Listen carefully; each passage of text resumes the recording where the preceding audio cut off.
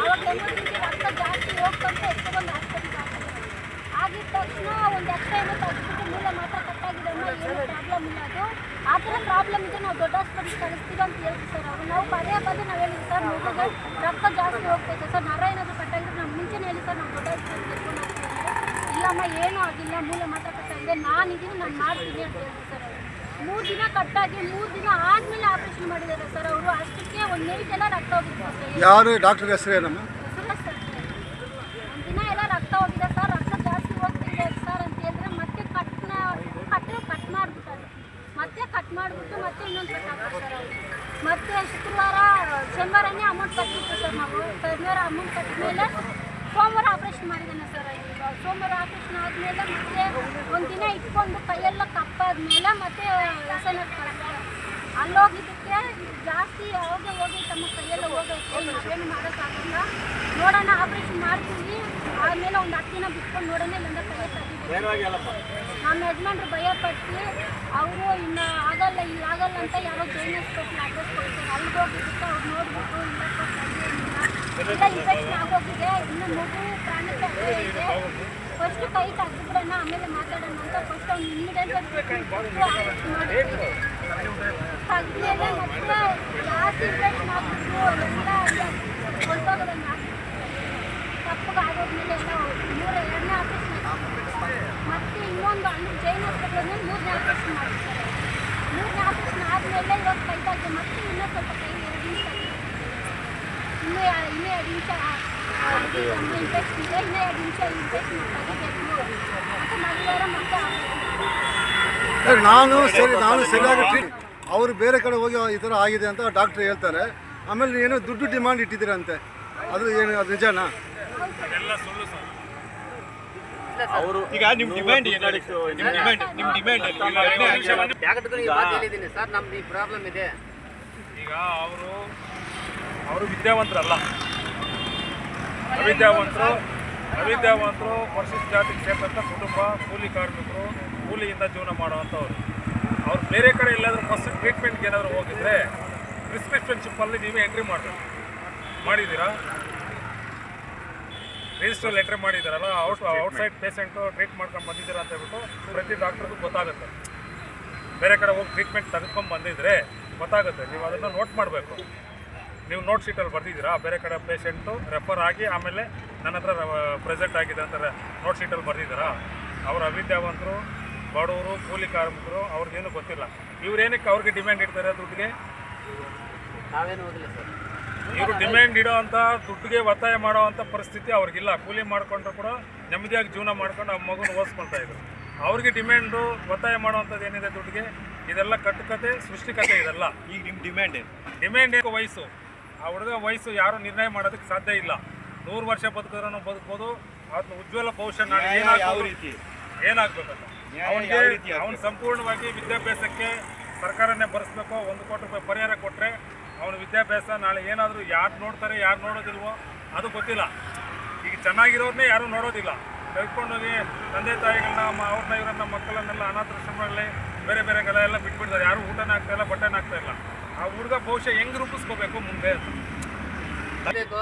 ಈಗ ನಮ್ಮ ನ್ಯಾಯ ಇವರಲ್ಲಿ ಬಂದಿದ್ದಾರೆ, ಅವ್ರೇನೇಂದ್ರೆ ನಾವು ಆ ಥರ ನ್ಯಾಯ ಬೇಕಂತ ಇನ್ನುಗಳೇ ಇವತ್ತು ಏನು ಕೆಜಿಎಫ್ ಸರ್ಕಾರಿ ಸಾರ್ವಜನಿಕ ಆಸ್ಪತ್ರೆಯಲ್ಲಿ ಕೆಲಸ ಮಾಡ್ತಾರಂತ ಡಾಕ್ಟರ್ ಸುರೇಶ್ ಕುಮಾರ್ ಅವರು ಮಾಡಿರುವಂಥ ಒಂದು ವೈಫಲ್ಯತೆ ಏನಿದೆ, ಅವರ ವೈಫಲ್ಯ ಇವತ್ತು ಒಬ್ಬ ವಿದ್ಯಾರ್ಥಿ ಉಜ್ವಲ ಭವಿಷ್ಯ ಇರುವಂಥ ಒಬ್ಬ ವಿದ್ಯಾರ್ಥಿಯ ಜೀವನವನ್ನು ಸಂಪೂರ್ಣವಾಗಿ ಅವರ ನಾಶ ಮಾಡಿದ್ದಾರೆ. ನೀವು ನೋಡ್ಬೋದು, ಅವನ ಕೈ ಸಂಪೂರ್ಣವಾಗಿ ತೆಗೆದಾಕಿದ್ದಾರೆ. ಇದಕ್ಕೆ ಮುಖ್ಯ ಕಾರಣ ಡಾಕ್ಟರ್ ಸುರೇಶ್ ಕುಮಾರ್ ಅವರು ಆಪರೇಷನ್ ಮಾಡಬೇಕಾದ್ರೆ ಶುಕ್ರವಾರ ಇವರು ಹಾಸ್ಪಿಟ್ಲಿಗೆ ಬಂದು ನೇರವಾಗಿ ಅಡ್ಮಿಟ್ ಆಗ್ತಾರೆ. ಅದಕ್ಕೆ ಮೊದಲು ಎಲ್ಲೂ ಹೋಗಿರೋದಿಲ್ಲ. ಕೈ ಮೇಲೆ ಕಲ್ಲು ಬಿದ್ದ ತಕ್ಷಣ ಊರಿಂದ ನೇರವಾಗಿ ಕೆಜಿಎಫ್ ಆಸ್ಪತ್ರೆಗೆ ಬರ್ತಾರೆ. ಇಲ್ಲಿ ಬಂದು ಶುಕ್ರವಾರ ಅಡ್ಮಿಟ್ ಆಗ್ತಾರೆ. ಅಡ್ಮಿಟ್ ಆದಮೇಲೆ ಎಕ್ಸ್ರೇ ತೆಗೆದು ಮೂಳೆ ಮುರಿದೋಗಿದೆ ಅಂತ ಅವರು ಒಂದು ಸಿಮೆಂಟ್ ಕಟ್ನ ಹಾಕ್ತಾರೆ.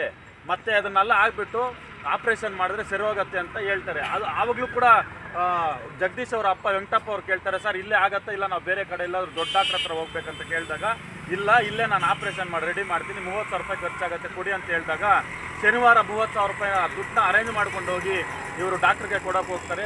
ಆಗ ಡಾಕ್ಟರು ಅವ್ರು ನಮ್ಮ ಹುಡುಗನ ಕಳಿಸ್ತೀನಿ ಅಂತೇಳಿ ಅರುಣ್ ಕುಮಾರ್ ಅಂತ ಒಂದು ವ್ಯಕ್ತಿನ ಕಳಿಸ್ಬಿಟ್ಟು ಅವನ ಕೈಗೆ 30,000ನ ಕೊಡ್ತಾರೆ. ಅವನು ತಗೊಂಡು ಸೋಮವಾರ ಆಪ್ರೇಷನ್ ಮಾಡ್ತೀನಿ ಅಂತೇಳಿ ಸೋಮವಾರ ಮಧ್ಯಾಹ್ನ 2 ಗಂಟೆಗೆ ಆಪ್ರೇಷನ್ ಮುಗಿಸ್ತಾರೆ. ಆಪ್ರೇಷನ್ ಆದ ಅದೇ ದಿನ ರಾತ್ರಿಗೆ ಅವನ ಕೈ ಅಂಗೈ ಏನಿದೆ ಬೆರಳುಗಳೆಲ್ಲವೂ ಕೂಡ ಸಂಪೂರ್ಣವಾಗಿ ಕಪ್ಪು ಬಣ್ಣಕ್ಕೆ ಬದಲಾಗಿ ಅವನ ಅಂಗೈನ ನರಗಳು ಎಲ್ಲವೂ ಕೂಡ ರಕ್ತ ಸಂಚಲನ ಆಗದೆ ಸಂಪೂರ್ಣವಾಗಿ ಶಕ್ತಿಯನ್ನು ಕಳ್ಕೊಳ್ಳುತ್ತೆ. ಅದನ್ನು ನೋಡಿದಂಥ ತಂದೆ ನರ್ಸ್ಗಳಿಗೆ ಹೇಳ್ತಾರೆ. ನರ್ಸ್ಗಳು ಅದ್ರ ಬಗ್ಗೆ ಏನು ಕೇರ್ ಮಾಡದೆ ಬೆರಳನ್ನ ಆಡಿಸ್ತಾ ಇರಿ ಅಂತ ಹೇಳ್ಬಿಟ್ಟು ಅವ್ರು ನೈಟೆಲ್ಲ ಹಂಗೆ ಬಿಟ್ಬಿಡ್ತಾರೆ.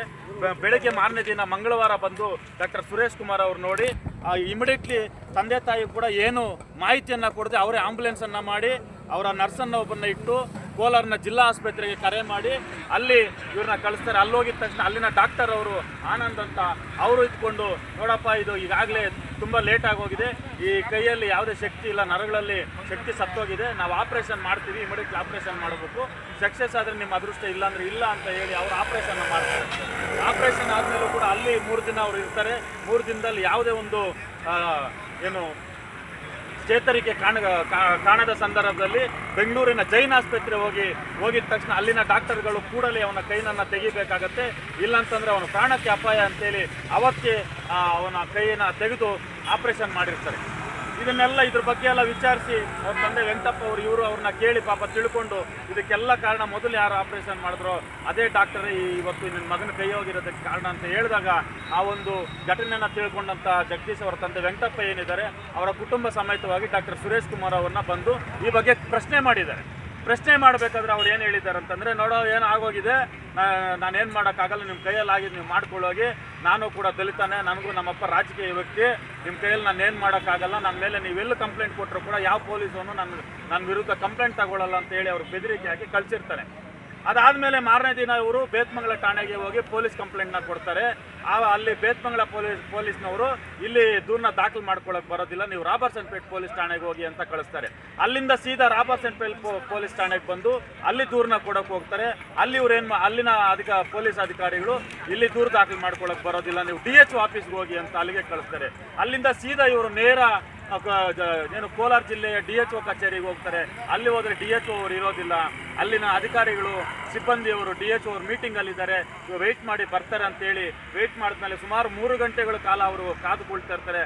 ಆಮೇಲೆ ಮತ್ತೊಬ್ಬ ಅಧಿಕಾರಿ ಬಂದು ಅವರಿಗೆ DHO ಅವರು ಇವತ್ತು ಬರ್ತಾ ಇಲ್ಲ, ನೀವು ಸೋಮವಾರ ಬನ್ನಿ ಅಂತ ಹೇಳಿ ಅವ್ರನ್ನ ವಾಪಸ್ ಕಳಿಸ್ತಾರೆ.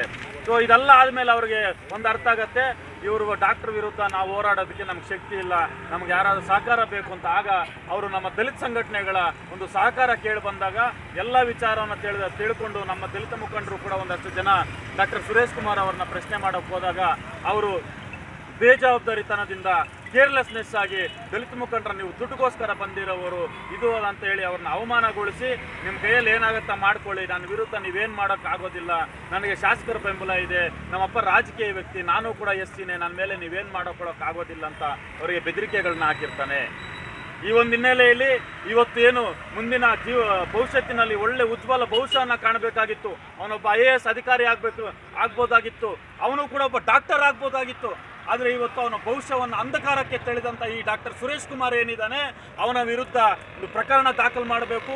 ಅವನಿಗೆ ಸಹಕಾರ ಮಾಡಿದಂಥ ಅರುಣ್ ಕುಮಾರ್ ಇರ್ಬೋದು, ಪ್ರೇಮ್ ಕುಮಾರ್ ಇರ್ಬೋದು, ಮಹೇಂದ್ರ ಇರ್ಬೋದು, ಇವರ ಮೇಲೂ ಕೂಡ ಭ್ರಷ್ಟಾಚಾರದ ಅಡಿಯಲ್ಲಿ ಅವರ ಮೇಲೆ ಕೂಡ ಪ್ರಕರಣವನ್ನು ದಾಖಲು ಮಾಡಬೇಕು. ಪ್ರವೀಣ್ಗೆ 1 ಕೋಟಿ ರೂಪಾಯಿ ಹಣವನ್ನು ಆರ್ಥಿಕ ಪರಿಹಾರವನ್ನು ಕೊಡಬೇಕು. ಅವನ ಇಡೀ ವಿದ್ಯಾಭ್ಯಾಸ ಮುಗಿಸೋವರೆಗೂ ಕೂಡ ಅವನಿಗೆ ವಿದ್ಯಾಭ್ಯಾಸದ ಖರ್ಚನ್ನು ನೀಡಬೇಕು. ಅವನ ವಿದ್ಯಾಭ್ಯಾಸ ಮುಗಿದ ಮೇಲೆ ಅವನಿಗೆ ಸರ್ಕಾರಿ ನೌಕರಿಯನ್ನು ನೀಡಬೇಕು ಅಂತ ನಾವಿವತ್ತು ಈ ಬೇಡಿಕೆಗಳನ್ನು ಇಟ್ಕೊಂಡು ಇಲ್ಲಿ ಧರಣಿ ಮಾಡ್ತಾ ಇದ್ದೇವೆ. ಅದರಲ್ಲೂ ಮುಖ್ಯವಾಗಿ ಕೇವಲ ಒಬ್ಬ ಜಗದೀಶ್ಗೋಸ್ಕರ ಅಲ್ಲ, ಮುಂದೆ ಇಂಥ ಘಟನೆಗಳು ಮರುಕಳಿಸಬಾರ್ದು ಅನ್ನೋ ಒಂದು ಹಿನ್ನೆಲೆಯಲ್ಲಿ ಮತ್ತೊಬ್ಬರಿಗೆ ಈ ರೀತಿ ದೌರ್ಜನ್ಯ ಆಗಬಾರ್ದು, ಮತ್ತೊಬ್ಬರಿಗೆ ಈ ರೀತಿ ಅನ್ಯಾಯ ಆಗಬಾರ್ದು, ಇಂಥ ಭ್ರಷ್ಟ ಡಾಕ್ಟರ್ಗಳನ್ನು ಅವರಿಗೆ ಸಹಕಾರ ಮಾಡ್ತಾ ಭ್ರಷ್ಟ ಅಧಿಕಾರಿಗಳನ್ನು KGF ತಾಲೂಕಿಂದ ಒತ್ತೋಡಿಸಬೇಕು ಅಂತ ನಾವು ಈ ಒಂದು ಹೋರಾಟವನ್ನು ಮಾಡ್ತಾ ಇದ್ದೇವೆ. ಬಂಧುಗಳೇ, ಜೈ ಭೀಮ್, ಜೈ ಪ್ರಬುದ್ಧ ಭಾರತ್.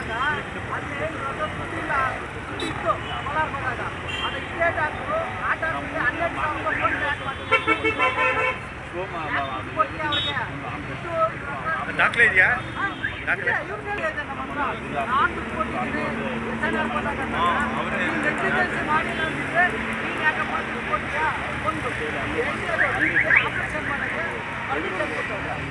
ನಿನ್ನ ಹತ್ರ ಆ ಮೂಲಭೂತ ಸೌಲಭ್ಯ ಲಭ್ಯ ಇದೆಯಾ?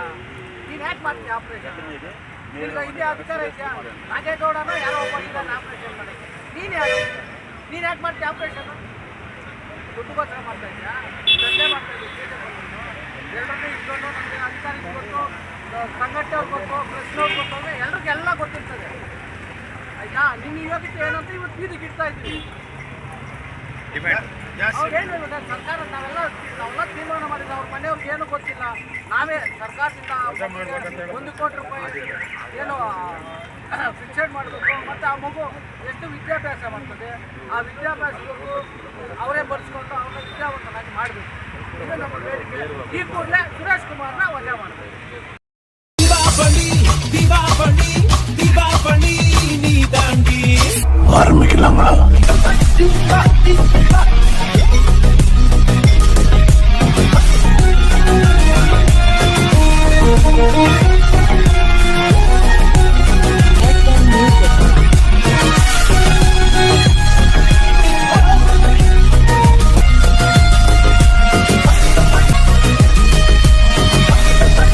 தரம் என்றும் நிரந்தரம், தரம் என்றும் நிரந்தரம், தரம் என்றும் நிரந்தரம். வாங்க.